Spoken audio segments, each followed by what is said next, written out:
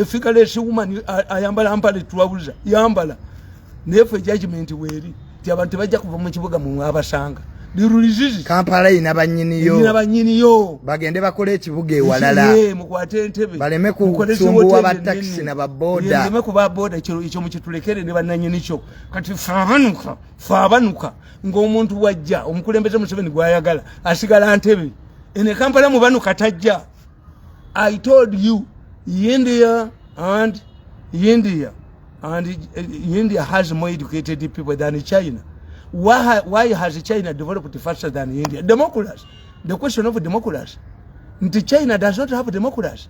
Even to join the Communist Party, you must apply. Kakati boba kole ekintu nekigwa. Never feeding abantu babemere cheap food na chi. Tibaina democracy. Kati ewali okulonda divisions za Kampala 5. Nga fe tutambula abana bafe baba kuba siwagira Museveni ku kibuga. Yagambye Gundi Kisaka betegekere ekyabwe Entebbe. They can even form a seat on the wreck. Bagende Singapore. Singapore bwe bakola parade babera ku nyanja. Bakola ekisaawe ku nyanja. Kisaka sente zatutte cosmetics. Museveni does not measure money ze spending him. Let me tell you. If today you close Owino employs more people than all of the factories in Uganda combined. Hey. Owino agabanye emirimu okusinga factories za Uganda. Toyina kyoteekamu bano bayita kali abwerere obayite Lwibamba nekebamba get with your knickers. Fe twagala abo abatayina support mu bantu ensibe yakyawedde. Because how do you reform? Certain institutions are not reformable. Gorbachev wanted to reform the Communist Party grassroots internally. Chayika. Russia. Edini tosobola jigira reforming. Edini masabu dogma. Once a dini dogma is a woman. Kakati, when a woman uses cosmetics to the extent that her husband cannot recognize her, then he has gone. Omukazi bwe yeeruse nnyo ne bba n'abanga takyamutegeera abatalina makulu. Kakati ebintu bino byabalambuzi ekibuga ky'abalambuzi in 1975 bwe yajja mu Uganda Amini yalagira sukali bichibe amaduka gonna ne babigabira stock but Uganda could not buy. It was intended to impress. When you go to Congo Brazzaville, President Waya inayamaka ne abanaku yabazimbira mu Muguni ba Red Indian. Uganda cannot accept the Indians gundi Red Indian style. They will fight back. Azai tumalize neteka lyebisiyaga. President anali signing atali signing wawandise ekitabo. The influence and the power y'abasiyazi mu Africa. Abasiyazi babadde wano. Obasiyazi bwavadda. Anybody who is saying that overseas is an importation from Europe, an imposition from Europe is just talking rubbish. Overseas bubadde wano since abawala bo batandika okujja mu Uganda abalungana bebaleeta obusiyazi era nnoonya ekigambo omulungana kyekitegeeza okulungana kindabikira ng'okulunduga mu Luganda kikolebwa ku mbwa tembwa zirunduze zinoonya enkazi kakati bano abalungana abawalabu balwaniranga mu ggye lya Buganda yalina standing army nga bwe mulina abakoleya baba traininga. The Arabs were training Buganda's army and they are fighting in this army as mercenaries. The commander of the Buganda army was called Mujasi. Afende was a title, a rank in the colonial government. The Afende was a rank. Emundu, ekibundubundu, ebule. Nti ekibundubundu era Omuganda ayimba. Ekibundubundu kyasendeko. Why? Nti ebule asobola okuyingira ekirabo nakyo ekibundubundu. Abaganda bayagala nnyo emundu. And the trainers were there. Okusiyaga kiva muki. Okusiyaga kitegeeza nti omuntu ayina level y'abantu batayagala kuzaala nga bano abagala okukola ekibuga ekyawe. Fabanuka tukiddukemu. Omusiyazi waava nti omusiyazi can have a group gy'atakola ki abakazi baamu nga tabeetaaga bali ku level ya wansi. 2 omusiyazi ayinza okuba nga tayagala kuleka trace yetaleka trace ng'abajuice. Omusiyazi ayinza okuba nga mu Europe bivudde ku bakazi the gold diggers. You marry her today ntana ku divorcinga. You imagine singa twali mu Africa Bill Gates na divorce ngani mukazi we nava ku kifo eky'oluberiberi n'afuuka wakutaano. An African can kill you. Kakati you must study obusiyazi bubaddewo wano era nabagamba abazungu sibe babuleese obusiyazi baddewo wano kuva dda era bakuba nti abalungaana be babireeta abawalabu be babireeta. It is not an importation. I gave you an example in my book. The word Kitali Mere comes from ekomera ly'ekitali. Ekitali Mere onakiwaaki bw'ogenda ebulyambu olyambwa. It indicates homosexuality. Is it a European name? Linnya ya kizungu. Kitalya ekomera ly'ekitali ekiki. Nalufeenya okufeenya shrinking. Abaganda tulina proverb nti akafeenya when something is subjected to fire or something cannot stand as strong, don't rely on him or her.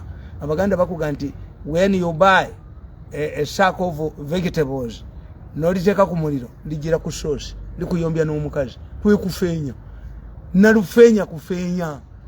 Kitalya mmere waliyo homosexuality nebalituma kitalya mmere onakiwaaki. Kitalya was a source of homosexuality. Kitalya mmere bw'ogende bulyambwa olyambwa. Kitalya siripya. Kitalya lyaliwo dda. Kaakati tudde ku nsonga y'ebisiyaga. Ogambye ebisiyaga byaliwo mu Africa abazungu sibe babikoze eki sibe babireese. What is happening in Uganda if you're a political scientist? Kuwani League we yagamba that once you open your window to get fresh air, even the mosquitoes come in. Yes. Because of the freedoms we are stressing, the freedom of women, the freedom of children, the freedom of mothers, even the Basias have come out. This is the difference. The Basias are like mosquitoes.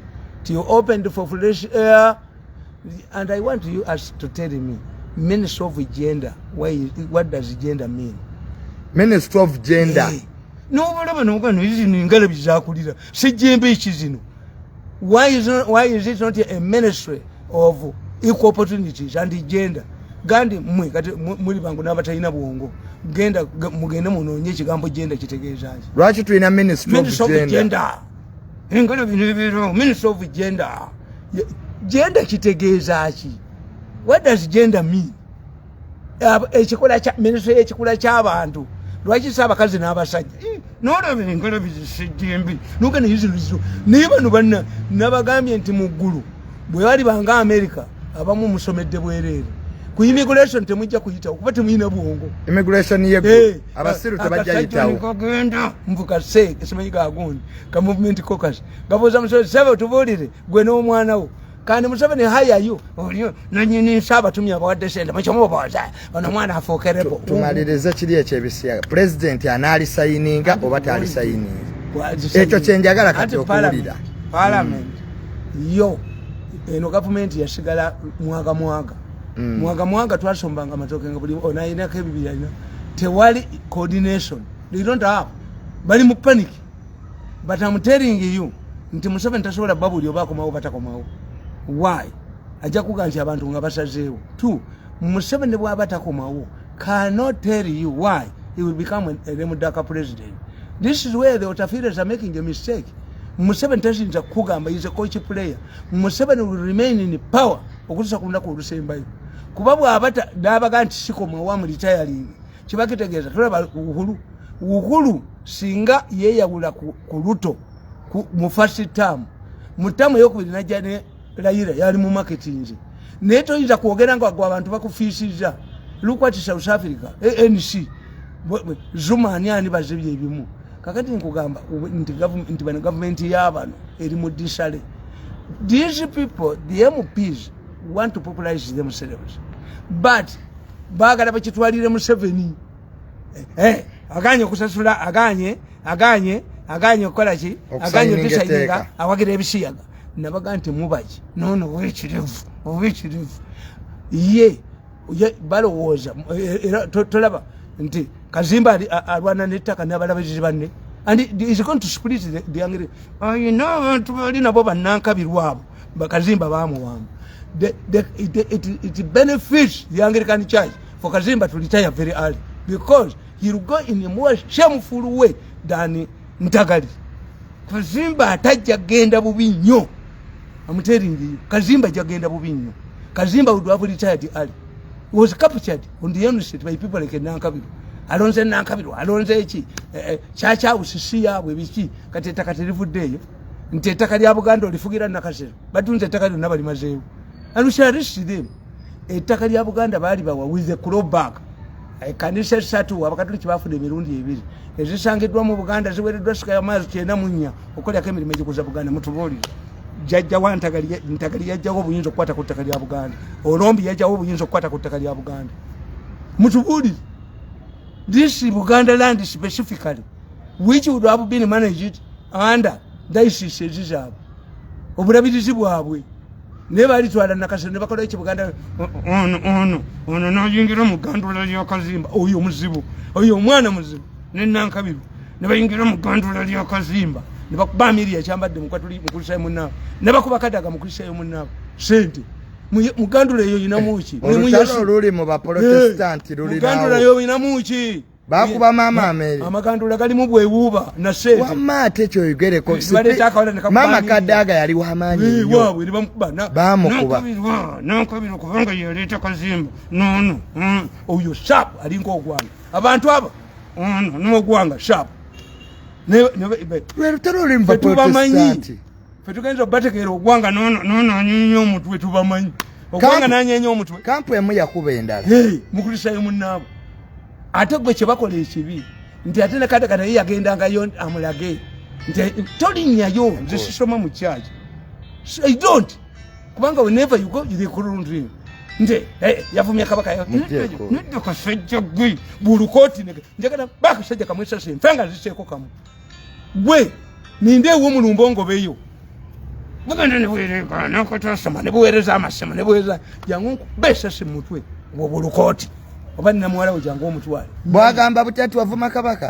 scam idiots?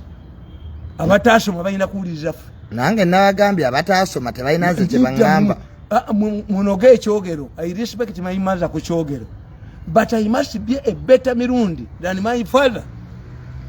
I have to be a better Mirundi than my father because I went to school. Abataso, Matavina Chibagamba. I need the trainer Chamani. Siminako. Very go mwingi. Gendo lego mwingi leka kuwalaji nibi abasoma bitulikiri. Nobody, no educated person can quarrel with me. Omanyi yachoka acha take off na yeshogede need guchogere bulungi abanze nchogede buchogere bulungi waliwo nekiro kibaga nti toba twamutegedde bubi ki gundi wale soyinka yagamba bamuga nti ebitabo bibyo wandika tetubitegeera nabaga nti once you read a book and you fail to understand it, throw it away. It was not meant for you. Buli wasoma ekitabo n'otakitegeera manya si kikyo. Era mu university bayononamu. Mu university tulina kye tuyita professing and lecturing. Lecturing and teaching bifaanagana. A professor just opens your head and you can't make a research. A professing, lecturing and teaching byanjawulo. To lecture, to profess. Zenina esawe mu mulimu n'ebirango. Nga nzira okudya mu bali yange mbona. Kati mzee abasiru abaga nti tebakutegeera. Barikeyo. Ntunda mumbwa bagizire. Ntunda mumbwa bagizire.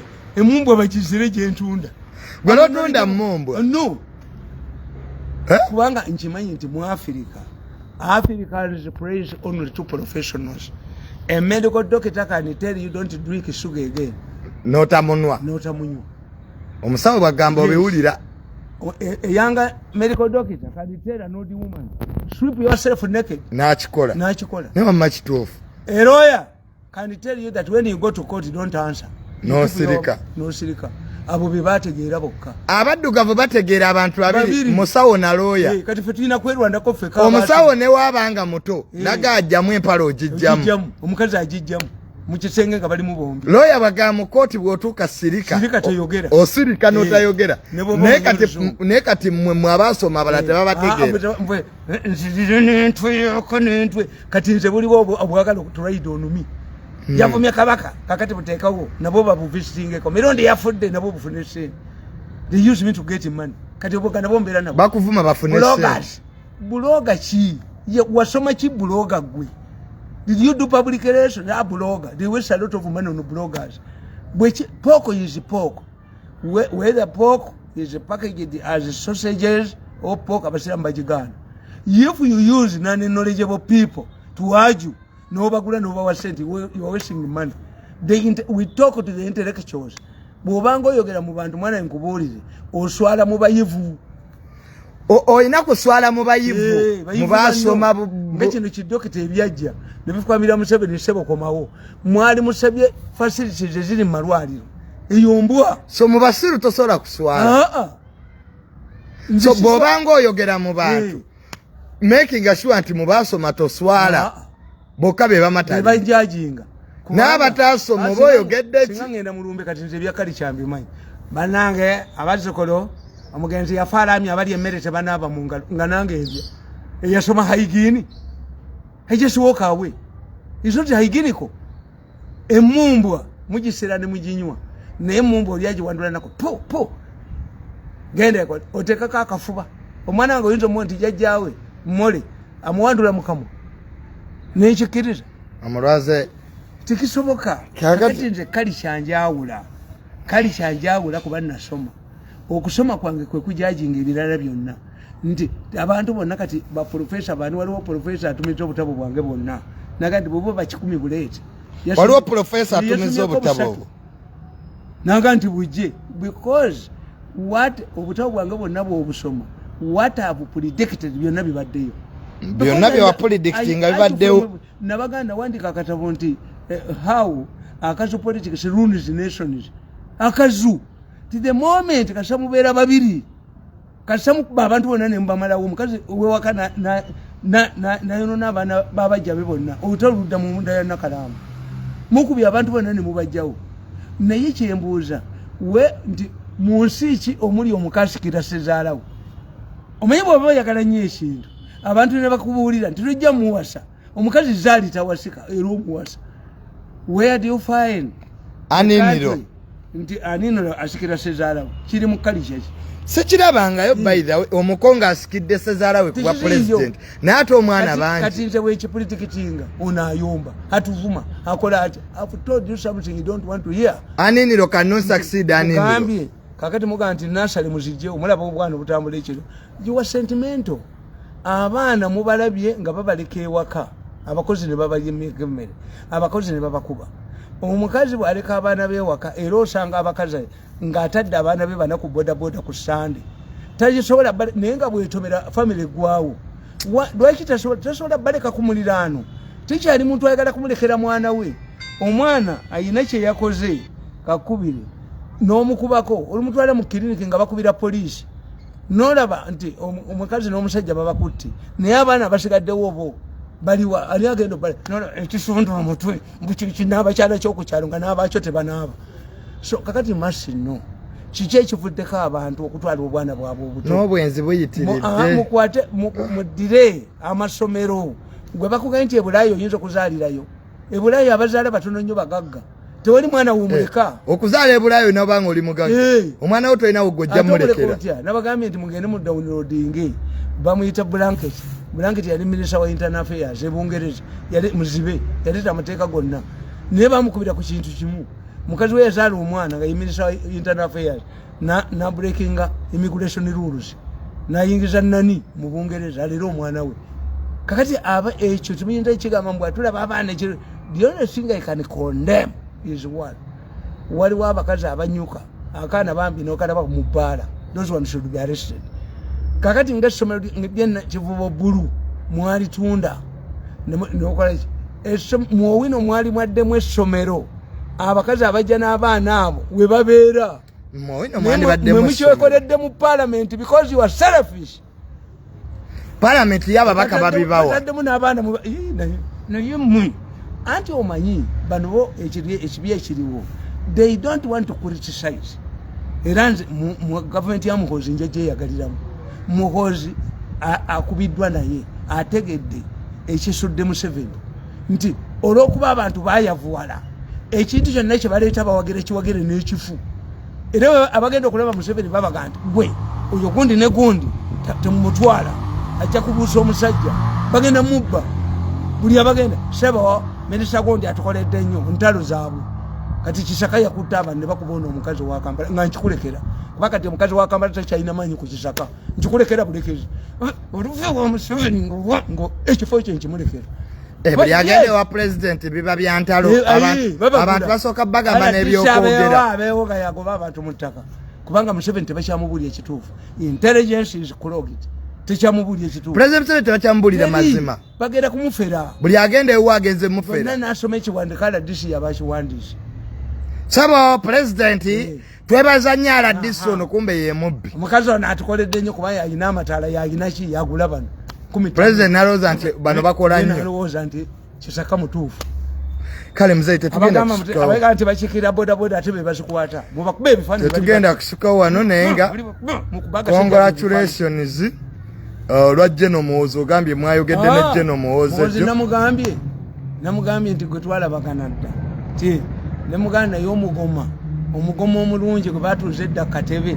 ne wabaawo omugagga gy'omugula ku mbaga agaana atya Museveni yantuuza katebe Museveni did not utilize my potential naye gwe wagamba nti oyo kyayagala kukola saagala nogamba ne bakuba obwa minisita tobukola kati ogamba otya nti omukolo yanjooga nnyo ng'olina abasirikale n'emmotoka emyezi ena n'okuba mawulire emyezi 6 bayise nnyina bamukebera naye daddi nakalema ali wandagala envunyu mu mpale daddi okimanyi nti oli mulamu lwa president Museveni kuki singa bakutta government must protect me as a senior citizen government yayina okuyagala okunzita nopo yagala okunzita ati abali mu government baagala kutta awo bakusasira batwala sente ono omukulu yalowooza mbunanga ajja kunjooga nkomewo bwajoga bakadaga bwajoga baani bannakyobe notaganya na mukazi kumoninga bawe mumuse n'okumuoninga kumulebi era oyo omusajja ekyamutta nakyobe kumujja mu ssente n'amanya takyayina naye ebikolimo byayina atujooseeyo ebikolimo byayina ebikolimo byayina bebitalikwata abaana bebirikwata abazzukulu kaakati gw'omulimu gwa General Muhoozi wagukkiriza nnyo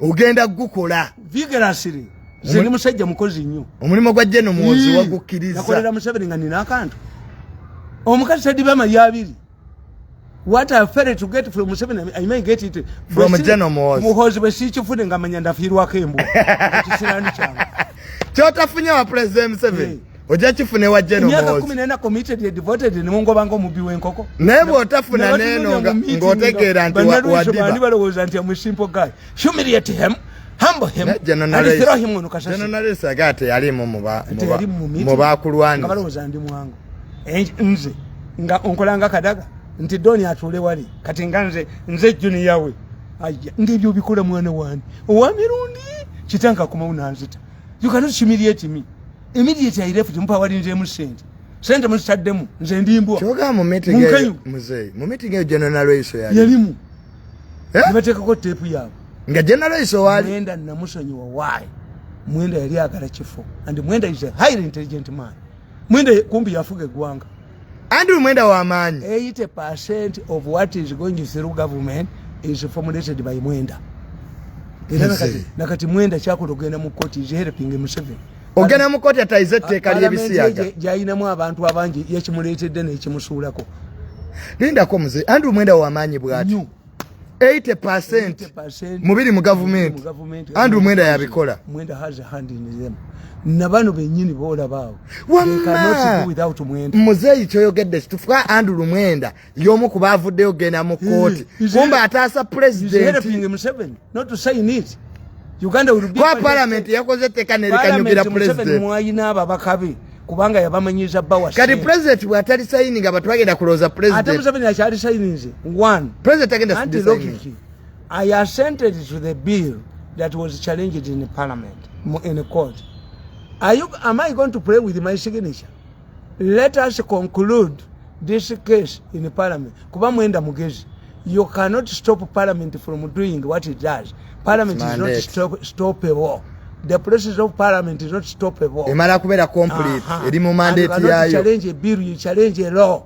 To challenge a bill, you must generate public opinion. This is why in normal circumstances, MPs tell you, give us money to go and consult the people. In this, it was a kangaroo court. Kuchikubira Museveni kuchimuteerawo. Kati Mwenda yayamba Museveni. Aduke mu court. Mwenda is helping boss Museveni and this country. full figure yavayo n'avuma mwenda. Te full figure yasoma ki? Ebyo tuli waggulu nnyo ne ba full figure. Ate muzeeyi bw'okinnyonnyodde nti Parliament bw'eba ekola eri mu process tebagiyimiriza eri mu mandate yaayo. Era sipiika bw'abanga abo bagenze kweyamba oba kukola ki ayita mu mulyango omulala. Ne bw'eba suspended ayita mu mulyango omulala. Bw'eba era sayinidde yekka yagikomyawo. Lindako muzeeyi sipiika bw'aba agenze okweyamba emmanju ayita mu mulyango omulala. Ogwa Parliament era eba ekyagenda mu maaso. N'oyo gundi ne Lukwago bagenda wa magistrate nti bafune injunction. Nobody can stop Parliament in the progress. Ne court teina buyinza. Toyinza leeta injunction eyimiriza Parliament ng'eri mu process court Parliament eyimirizibwa. Ekyokubiri kyonjigiriza they don't you can't go to court to challenge a bill. You challenge a law. A bill you generate public opinion. Otambula okonsulting. You wait for somebody to assent to the bill to challenge the law. Kakati n'olaba nkyembagamba nti Dr. Walifalo Hospital agambye nti omuntu wafudde. Attorney General, the Randy Attorney General told you we have adequate rules. Abalamuzi tebasobola kwepanga ku busiyazi. Kubanga omusiyazi tannakugambako nti siyaga. Tebannagambako kazimba nti to be ordained a bishop in the Anglican Church you have to be a Messias. Don't believe that all bishops of the Anglican Church are Messias. This is why they have created their own churches and priests. Ero kitegeera mu Catholic Church twayina aba ku mulembe gwa Amin bw'otunulya barracks zonna mwalimu omuzikiti nga mulimu ekkanisa mulimu ekereziya ba chaplains. Abasiyazi tebannagambako omuntu n'omu naawe fuuka musiyazi. Tonnagendako mu World Bank oba IMF ne bagamba to give we have conditioned the money on busiyazi. Obusiyazi bwa wano si bwa Bulaaya. Bwava dda wagambako ne kabaka kye yali omusiyazi. Mwanga Kabaka Mwanga naye yali musiyazi. But for the purpose yali tayagala kuzaala. Yali tayagala yamma abazungu omusika. Kakati you must know. Kakati bana bagamba but what is revolutionary politics batugamba. If you don't want a revolution to work, don't allow it to work. Nga bino bibakola mu Kampala. Bakole ekibina ekibuga mwe bali bokkanga fetunuka. Fabanuka tulina okuvaamu bakole ekibuga ekyabwe. Naye embala tebabikolayo. Embala tebabikolayo. Babikola ku Baganda. Embala tebabikolayo. Embala tebabikola. Ani atayagala birungi. You don't need to be in Kampala.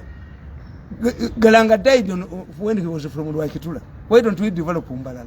Why don't we develop Umbali? Hey! Amateka ga boda gasookera Embalala. N'agagoba abataxi. Naye Abaganda babakola ki? Kubanga Abaganda babadde mu informal sector. I'm not secretarian at all.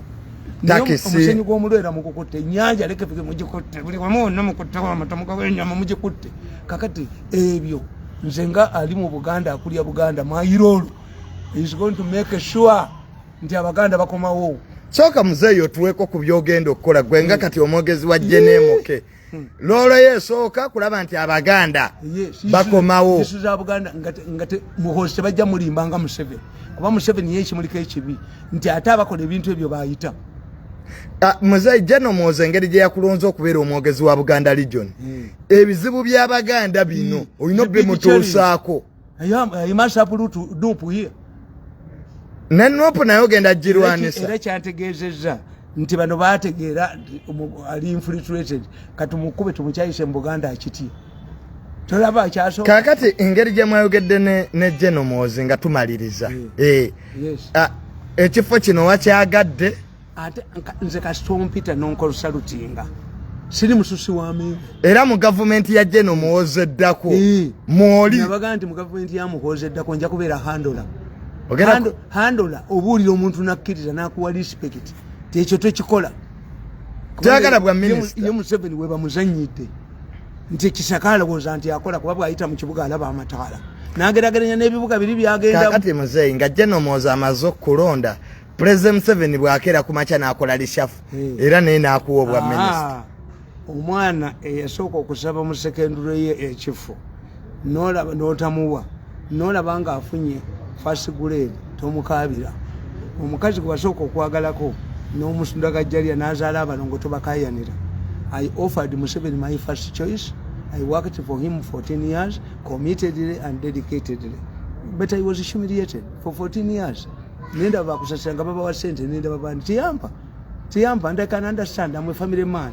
He's a family ye Museveni yalowooza nti bajjamuga nti kirungi nnyo ekyo muzeeyo kitegedde you can understand they have problems in their family so tonyigira president omukoyo yali olowooza nti ndi mwangu Museveni n'abagamba reconcile with that man sente ze muzimuwe kalugere yena ali ezize ezange n'aziremera nga balowooza nti waliwo olunaku lwenti bafukamirira tewali kubafukamirira togenda kufukamira nabala nti tujja kutuuka ekiseera ejjoogo lyomwe libanyese kwatasoboka mujja kwekwekwea ku kamyu enyuma zibabuke nyenyiniu paka bakutte ku genomozi ejjoogo lyono ono yali tayinza butajoga muntu yenna kuba bamuteekamu ku luno bakwekweza kamyu ate gamba buli balina ekibiina kyabwe nga bakiyita fellowship kirimu abantu 10 everybody was there except Museveni and Muhoozi naye baatunulira enneeyisa y'omuntu ono ne baga nti ali alukanti nnyo I was watching a meeting nga baga tukaunta Muhoozi tukunganya abantu bonna abaliko leaders benali mu villages batwale Kyankwanzi. You are going to fail. Why? A person to leave the village for 2 weeks to Kyankwanzi ono mwa sente bazina nawe bazina babbi 2 when somebody undergoes a training he wants a job what are you going to give them ekibisiza mu local government ne bamba mu sente kiki the issue is bano balowoleza mu sente nti bajja gula balowooza nti balirondera ombaka mu president ajja kuloda tewakijja kubeera ogwanga ne bamugjayo obuwa ne bateeka ogwanga oli mufu kati ogwanga zanyira ku mupiira byozanye ebyo abantu bajja kuba bakutte nga tumaliriza muze genomozi mu nnyango empologoma yazze nkugambye 226 obanga ojoyininga omuntu omanyanga kumanya his demand is solvable. Is he fighting a proxy war? Muhoozi himself is fighting for his future and the future of his children and his future.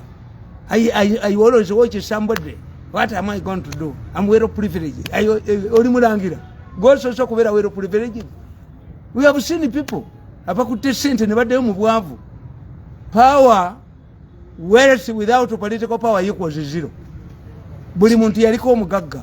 Kiddemu ekyo muze.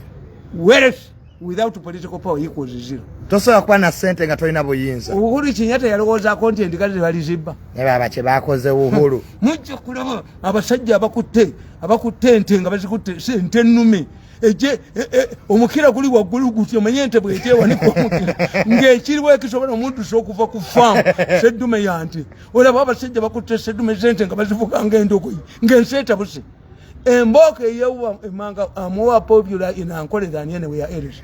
Abasajja bajja kuddukira ku nte enkoni eyewubawo enkoni yewuba emanga awo mujja kulaba abasajja bakutte amacumu n'embwa enjizi muzeeyi obusungu buli emanga wano obusungu njenkola kuwa ku butambi abanyankole nga ente bajja zeebagala ng'endogoyi abasajja abeebagadde seddume z'ente nga badduka helikopita gwenaaleka wano akaato omwana akabedaiva akayingiremu akafuumule mama we ne kitaawe olaba abasajja bali bagenda mu katale ka Mubuulu pick up ng'eriko migwa n'erinnya akasozi n'erimu okulinnya ne badde emabega kozi mu neighborhood mulimu ennyumba y'omusajja akola mu revenue authority yalowooza bamukimye yabuuka ekikomera n'abaana n'omukazi yabasomesa daivu high jump kati ababbi mu ggwanga lino abaana baabwe babeera babayigiriza kuwuga high jump babayigiriza obwato abasajja kati batuliningira ku nte ennume yenyangu tetokota